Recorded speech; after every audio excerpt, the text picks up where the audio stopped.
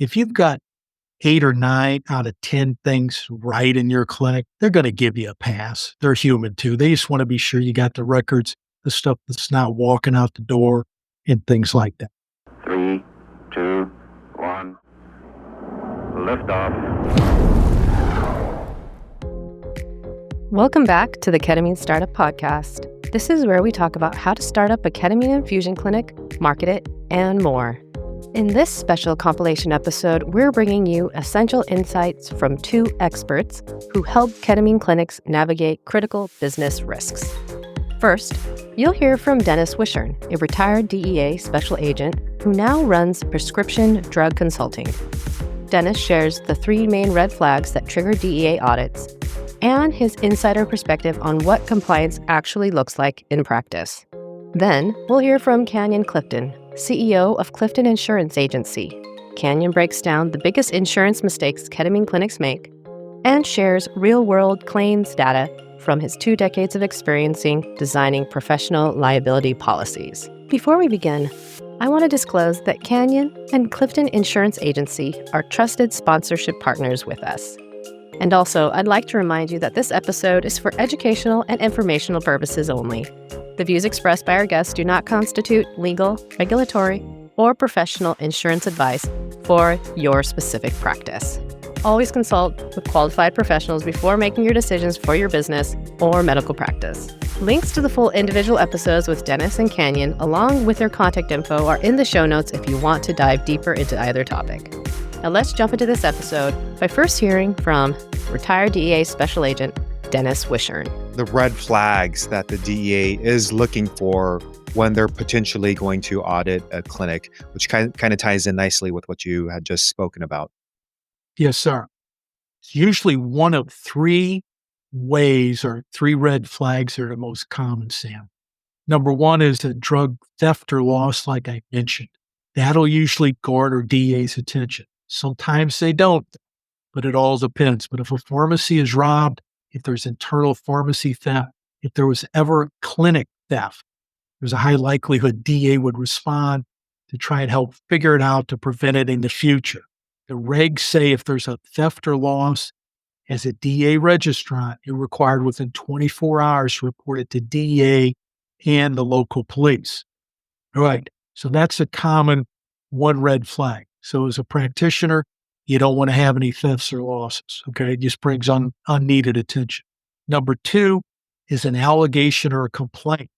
Now, in the pill mill days, we used to get these quite a bit. Sometimes they'd come in from the sheriff or the police chief saying, hey, Dennis, we got this place. And for one, we investigated, it was open till 4 a.m. in the morning. You know, the line was 100 deep out the door. And it's like, you guys need to help us. We don't know what to do. We need help. You know, you're the DEA. Come on, blah, blah, blah. Sometimes back then we got complaints or really allegations because you want to be fair and just, but you get them from maybe a family member, or even sometimes we used to get them from addiction doctors complaining about a specific pain doctor that was causing too many people to become addicted. So they can come in that way too. So some form of complaint. And every now and then you'd get one from a terminated employee, but that was somewhat rare from a clinic. And then, you know, if you had the time and you really thought something was there, you'd investigate it, or at least you'd look at it. And then the third way is somewhat new, but it's always been out there, is called suspicious order monitoring reports. All right.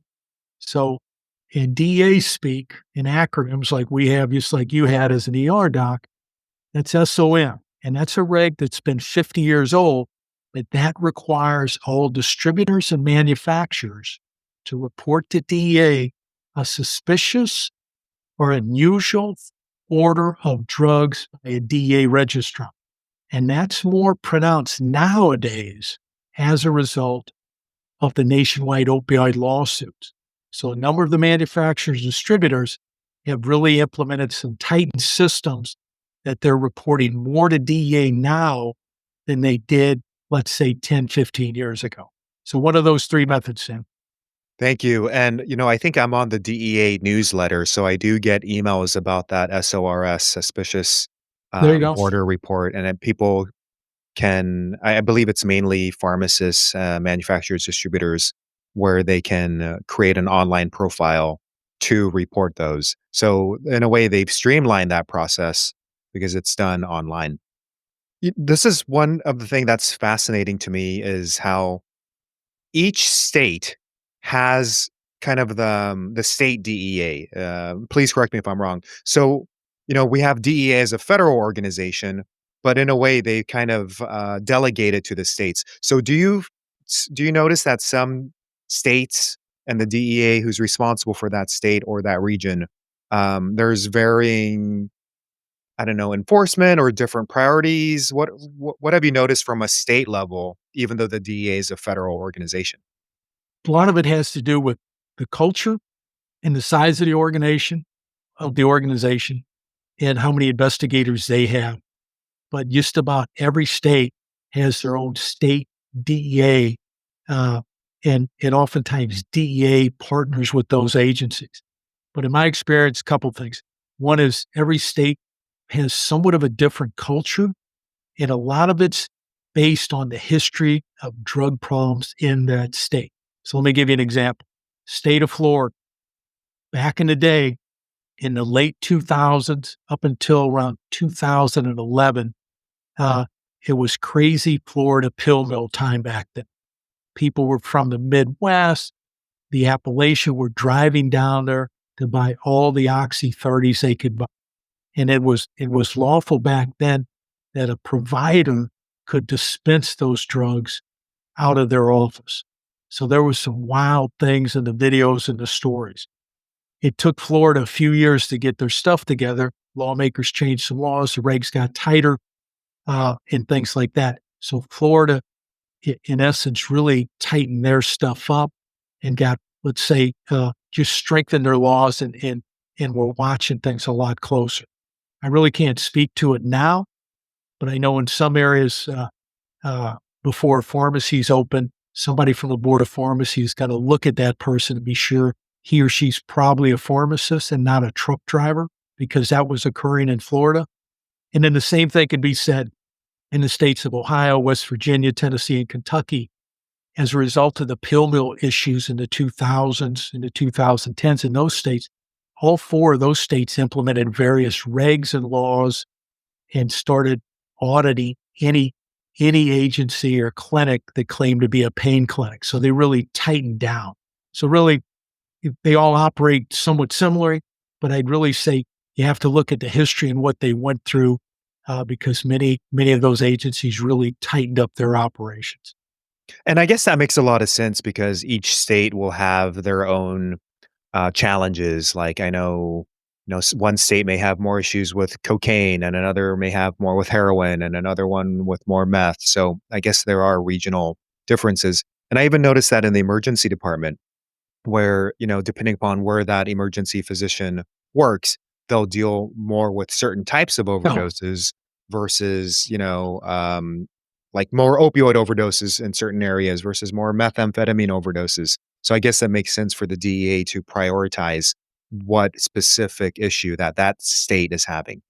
You mentioned the biennial and initial inventory. And so biennial, meaning every 2 years, that's actually quite a long time for someone to do an inventory, every 2 years. That sounds, you know, 2 years seems like a long time to go without doing an inventory check. But let's suppose in a hypothetical situation that there's a clinician who is listening to our, conversation, and they're like, "Oh man, I totally was not aware of doing an initial inventory," or "Oh my goodness, I've totally wasn't even aware about doing a biannual inventory." What advice would you give for them if they've, done everything else, kept records, et cetera, made sure, they're appropriately wasting and destroying, but they were not aware of it. What advice would you give to them today? you know, we're all human. My advice would be attempt to create it now if you can. The one thing that's generally accurate about DA diversion, the actual investigators that do the auditing, if you've got 8 or 9 out of 10 things right in your clinic, they're going to give you a pass. They're human too. They just want to be sure you got the records, the stuff that's not walking out the door, and things like that. Because if they're there, if they're actually visiting you, they perceive something negative, some sort of negative information why they knocked on your door in the first place. But, uh, you know, better late than never. We all learn those things and but attempt to create it if you can. Yeah, that reminds me of a quote that one of my mentors said, and this is just about medicine, is like he said, strive for perfection, but aim for excellence. And so I think, yeah, just recognizing that, people are human beings, and as well as the DEA, it's made up of human beings. I do have a specific question um, that was asked by one of our audience members. And this one is, let's say that there's a really small clinic and where there's one doctor, because some of these clinics, they're not a high volume where they're seeing a ton of patients. Let's say it's a really, really small micro clinic, if you will, very private practice, and they have one physician and one secretary. So it's one physician, one secretary, and the secretary is not licensed. They do kind of the administrative, telephone calls. What How would they go about, the witnessing component? Whether it's the witnessing the inventory or, the wasting. What are your thoughts on that, Dennis? The reg doesn't spell out, Sam, that the other witness needs to be a licensed medical provider. So that secretary would be fine. My advice would be, okay, you do the inventory when the secretary's there. You maintain all your waste if you can until you have your witness and things like that. So try and set it up that way. But the next question I often get is like, it's only me and I don't have a witness. That's one of those tough ones. If the only advice I would give, and it's still up to the DA person on site, what he or she thinks, but I'd video it. Get the phone out and video what you're doing to protect yourself. If you have everything else right, I think you'd be fine. I wouldn't make a habit of doing it by yourself, in the same size. It's just, hey, or can you do it once a week at the end of the day or you do it when the secretary first comes in the morning? Try and find a way. The reg says you need a witness and it does not spell out it needs to be any medical license or specific specialty. Hey listeners, this is Kim, and I just want to acknowledge that you're here for a reason. Maybe you're stuck in a cycle of long shifts, feeling a little burnt out, and wondering if there's any other way to practice medicine, especially on your own terms. We've been there, and that's exactly why we created this free checklist, your step-by-step roadmap to starting a ketamine clinic without those costly mistakes. Grab your copy now at www.ketaminestartup.com/checklist. It's completely free because we want you to succeed, not struggle. And hey, if you're driving or mid-workout, don't sweat it. Just check out the show notes for the link when you're ready. And again, that's www.ketaminestartup.com/checklist. Now let's get back to the episode. So we covered what triggers DEA scrutiny and how to stay compliant with Dennis. But compliance is only one part of protecting your clinic. The other critical piece is making sure you have the right insurance coverage in place. Let's talk about the biggest insurance mistakes ketamine clinics make with insurance expert Canyon Clifton. What is the biggest mistake that clinicians, doctors make in regards to insurance?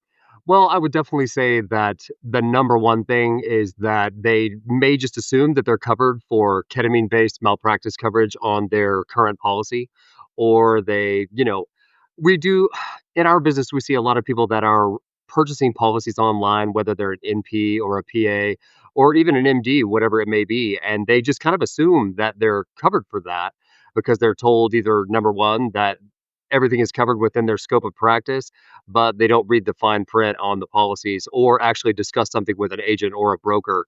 So come to find out, they may or may not be covered. So it's definitely always good to get that in writing or listed on your certificate of insurance or policy just to make 100% certain that you are covered.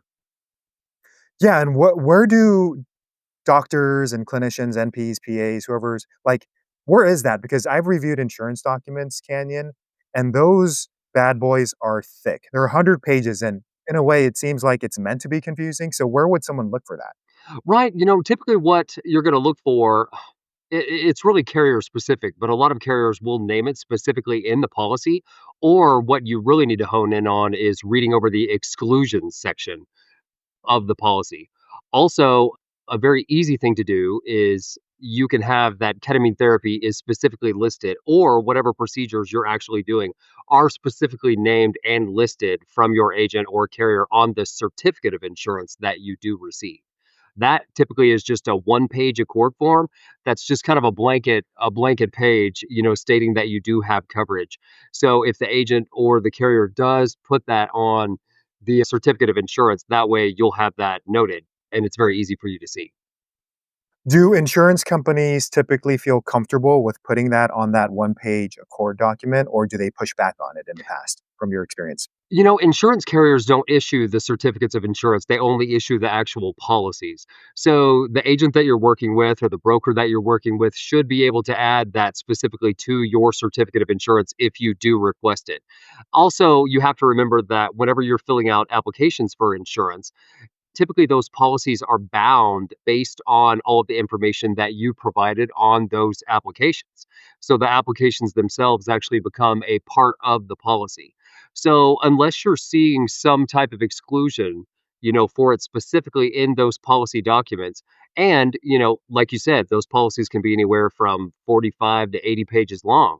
You can be sure to ask your agent, broker, if there are any specific exclusions that they should look for and where they could be located in those policies to make sure that, something isn't excluded.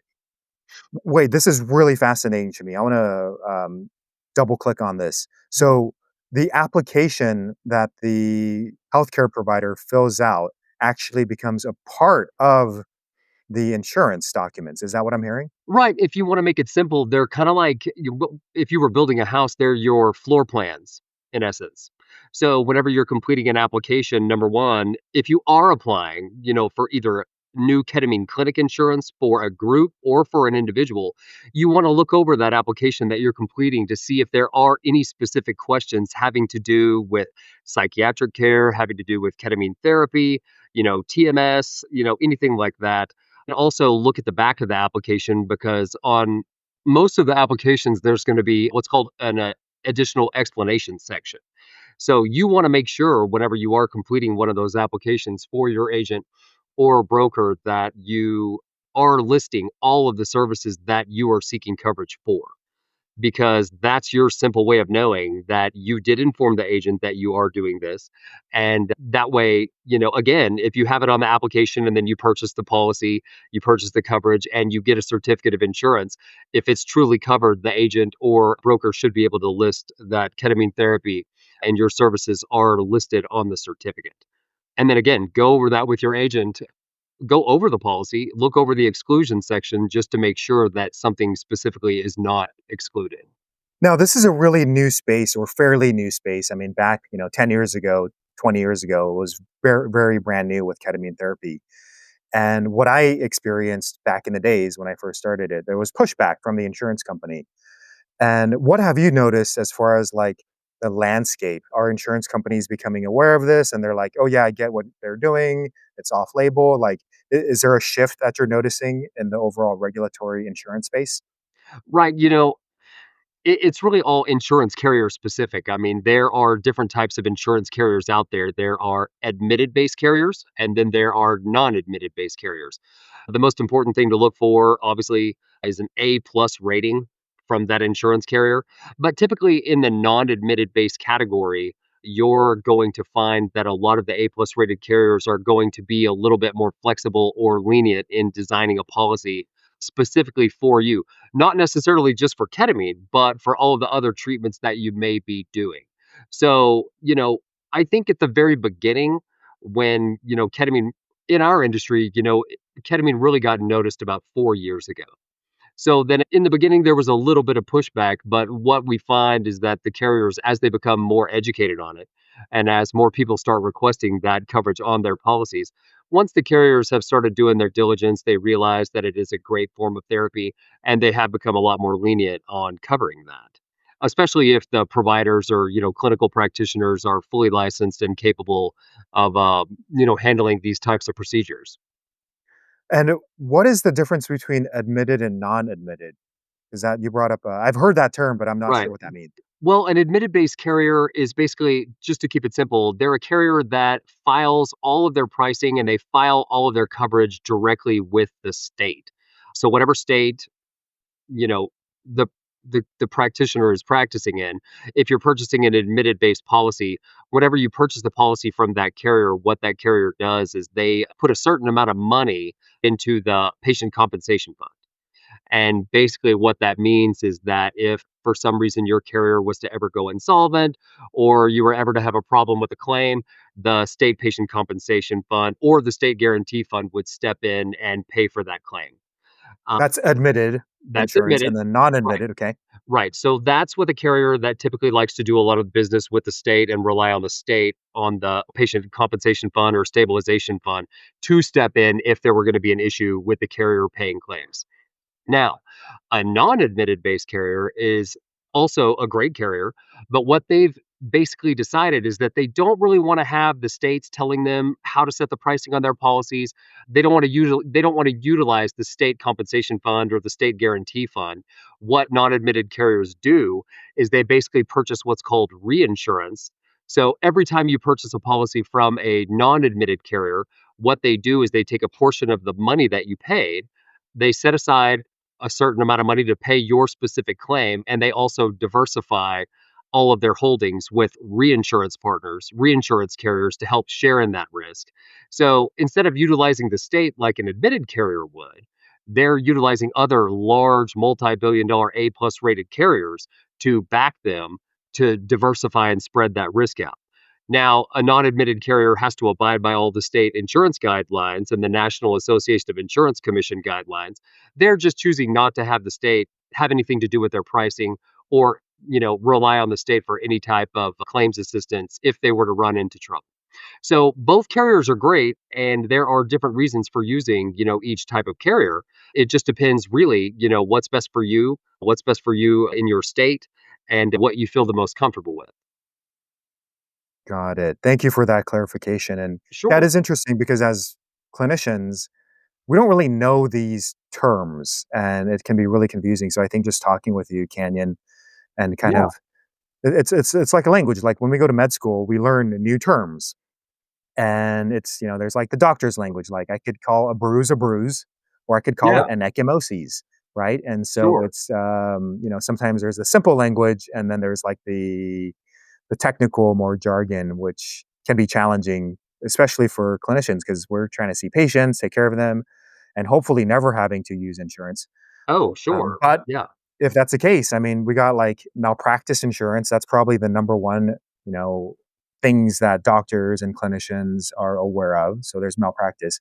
But you also mentioned in an earlier conversation that there's other insurances to consider beyond malpractice. So tell us, like, what are some of the other things that I don't know, and I know there's a bunch. So let's say like the top 3 or 4.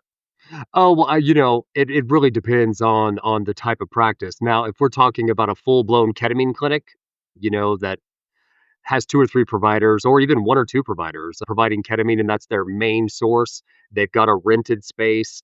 They're mainly focusing on ketamine therapy. The way to break it down is, number 1, you wanna have professional liability insurance to cover your entity, whether that's an LLC, PLLC, S corp, whatever that may be. So you're gonna have the professional liability to cover your entity. You're gonna have the medical malpractice insurance to cover the, clinicians, the active providers that are treating patients. Then you're going to have medical director liability if you do have an overseeing medical director, somebody that may just be a part of the practice, doing supervisory or administrative duties, and they're, in case of an emergency. Then number 4, we're looking for the general liability coverage, which is your basic slip and fall type coverage. That would all be encompassed under, a group policy. And then, underneath that professional liability insurance belt, you're also going to have things like board action defense coverage, license protection, sexual discrimination coverage, and things like that. Things to cover your license, things to cover anything, that could come out of the blue having to do with a patient complaint, some kind of board action review, all of that is typically going to be encompassed under, one policy, for a group. Now, there's other policy enhancements that you could purchase separate coverage for, like EPLI, employer practice liability insurance, which would be the type of insurance that you would provide if, let's say, you had a disgruntled employee and they filed a lawsuit against you for wrongful termination or something like that. Then we've got, we can set you up with workers' comp based insurance for accidents on the job, those types of things. So, groups have a lot of flexibility. Now, on individuals, we can do the same thing. If they have a physical location, we're going to set and an entity, we're going to set them up with all the same coverage, but it's going to be on an individual basis and cover their entity. We just wouldn't be covering any other employees other than maybe that of a 1099 medical director. And most of the medical directors that we do see are, 1099 contractors. So either way you slice it, whether you're a group or you're an individual, I mean, we can package together a specific policy to get you exactly what you need. Thanks for tuning in to another episode of the Ketamine Startup Podcast. If you found this compilation valuable, we'd really appreciate it if you could leave us a review on Apple Podcast or Spotify. It helps other entrepreneurial medical professionals discover the show and grow this community. For show notes and links to the full episodes with Dennis and Canyon, visit our website at ketaminestartup.com/podcast. And remember, the information shared today is for educational purposes only. Always consult with qualified professionals regarding compliance, insurance, legal, and regulatory requirements specific to your state and medical practice. Thanks for listening, and we'll see you in the next episode.